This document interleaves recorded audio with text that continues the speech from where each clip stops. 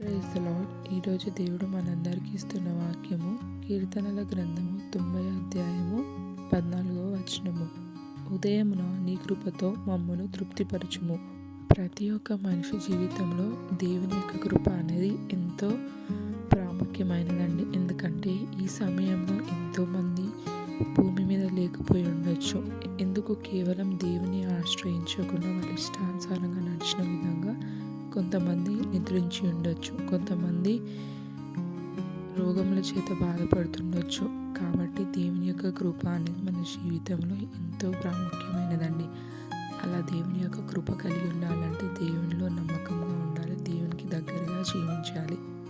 మనము కూడా అలాంటి కృప పొందే వారిలాగా ఉండాలని కోరుకుందాం. ఈ యొక్క చిన్న మాటలు దేవుడు మన జీవితాలలో ఫలింపచేయునుగాక. God bless you. ఆమేన్. ఈ యొక్క వాక్యం మీకు నచ్చినట్లయితే షేర్ చేయండి, లైక్ చేయండి, సబ్స్క్రైబ్ చేయండి.